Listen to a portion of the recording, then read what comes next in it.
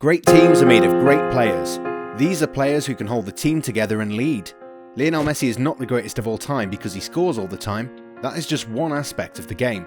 He picks defences apart with his vision.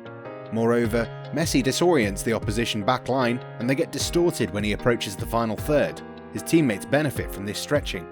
La Pulga also has had a great supporting cast. In 2010, Andres Iniesta and Xavi Hernandez shared the Ballon d'Or podium with him. They finished second and third after winning the World Cup in South Africa. This is how good Messi is. The Spanish duo just paled in comparison after being heralded for their role in Spain's performances at the grandest stage. Messi's exploits in Barcelona merit his stature in world football. There is nothing he cannot do brilliantly. The same goes for Cristiano Ronaldo. He's an expert marksman who just keeps on getting better and better. His journey to Italian shores was to signal the beginning of his fall, but somehow he has managed to continue in the same manner against better defences despite being 35 years of age. But why are we talking about the two greatest players of our generation, if not all time? To shed light on the fact that they are not great because they score goals, it's because they disrupt opposition's plans in more ways than one. Very few players manage that. Mo Salah and Sadio Mane do a similar job at Anfield, but it's Kevin De Bruyne who is hailed as the best the Premier League has to offer. Goals, assists, key passes, crosses, what can't the Belgian midfielder do? Tackling. Tackling is one thing KDB is not renowned for, but he doesn't have to do that. Manchester City have Fernandinho and now Rodri to do the dirty work. In the world of football, there is not one player who can single-handedly command a midfield. Paul Pogba was supposed to do that at Old Trafford. The Frenchman is a force of nature, but he's failed to marshal a mediocre midfield. He does not have the tools at his disposal to do everything at the same time, but one player has, an old teammate of Pogba, Arturo Vidal. The Chilean's name is synonymous with midfield bullying, however it's not what he's all about. Pep Guardiola was impressed by him, and it was not just his tackling ability. He has an astute mind and is a very technical footballer. Hello everyone and welcome to another exciting video on your favourite channel Goalside, which aims to force you into looking at the game very deeply and find out things that you might not get to see anywhere else. We keep churning out cool stuff all the time, so if you haven't already, subscribe to our channel, like our videos, share them with your friends if they argue with you about a particular topic. Trust us, our arguments are going to enlighten them. In today's video, we're going to cover Arturo Vidal, one of the best midfielders of his generation, one who's adept at taking any midfield role and fulfilling it with excellency. Not only can he break up play with his incisive tackles, he also helps in attacking forays, and if that does not help, he has a powerful shot that often leaves goalkeepers rooted to their position and hapless in avoiding the inevitable. We're going to discuss how he rose from a prodigy at Colo-Colo, made his name in Europe with Bayer Leverkusen, enjoyed title successes with Juventus, Bayern Munich and Barcelona, and how he made a name for himself by roughhousing rivals all the while improving as a technical midfielder. One who would take burden off Andrea Pirlo, Ivan Rakitic, Paul Pogba and Thiago Alcantara. We will talk about Arturo's importance for his respective club sides and Chilean national team, why the technical aspects of his game are overlooked, and how naive the casual fan has been to believe he's just a midfield enforcer and nothing else. How he's been a vital cog in his team's success and occasional downfall. This and much more. So let's begin on a journey that will give you an insight into the career of one of football's bad boys. It's not always been easy for him, and we want your opinion. Once you watch the video, let's start a discussion in the comments section. But before we begin, don't forget to participate in our lottery and stand a chance to win a $100 Amazon gift card. All you have to do is like our video, subscribe to our channel and answer the question you'll find later in the video in the comments. Good luck! Some players are lucky, they're in the right place at the right time, and some have to work hard. The way Arturo Vidal plays and the amount of silverware he's accumulated, one wonders which category to place him in. Vidal began his career with Colo-Colo, where he won 3 Chilean Primera División titles. Bayer Leverkusen were impressed with his performances and he joined them in a deal that broke Chile's national record for player transfer. After 4 seasons with Leverkusen, Juventus came calling. 4 years in Turin brought 4 Scudetti. Pep Guardiola liked what he saw and Vidal returned to Germany. Brushing up his Deutsche skills, 3 consecutive Bundesliga winners' medals were accumulated. You would expect the story to break off at some time, but it doesn't. Barcelona wanted someone to marshal their midfield and Vidal obliged. He won La Liga in his debut campaign and was on his way to another had the season not been stopped.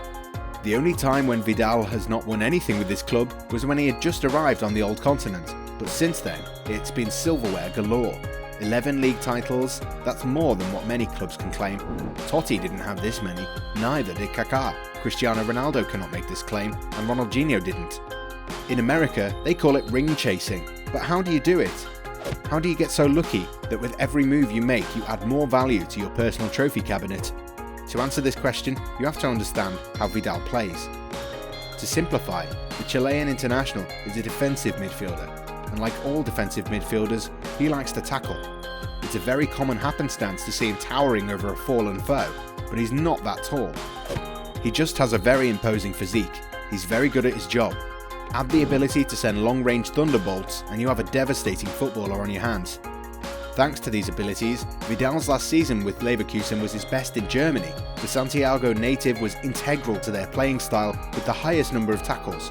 Oh, and he also chipped in with 13 goals and contributed numerous assists, enough to be joint second highest in the league.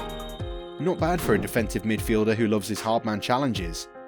Juventus took a punt on him as they wanted someone to partner Andrea Pirlo in midfield.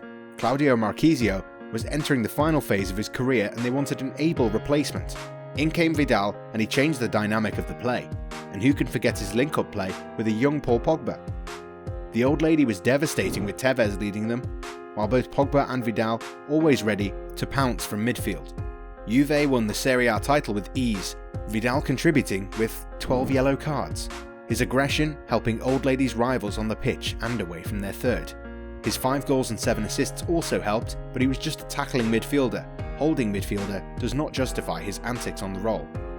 Antonio Conte realised his importance and used him to perfection, and Vidal's importance in the dressing room increased.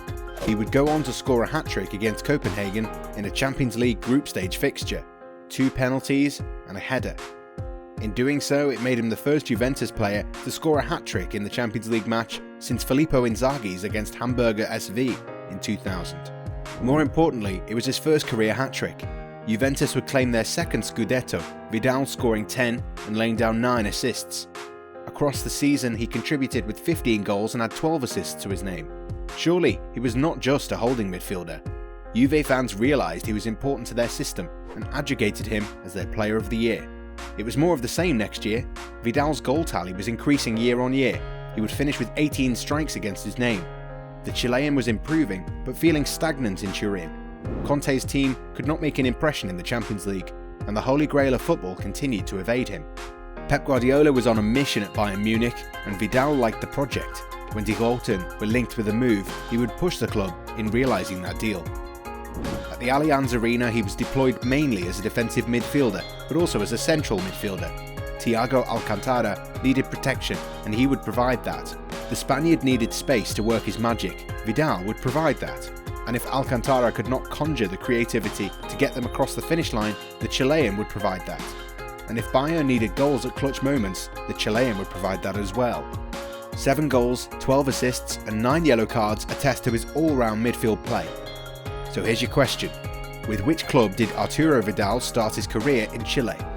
Answer this and you might win a $100 Amazon gift card. Make sure that you write your answers in the comments section. The Chilean's time in Bavaria proved fruitless. When you have 10 league titles, it loses its charm. He added to his domestic titles, but the Champions League remained elusive.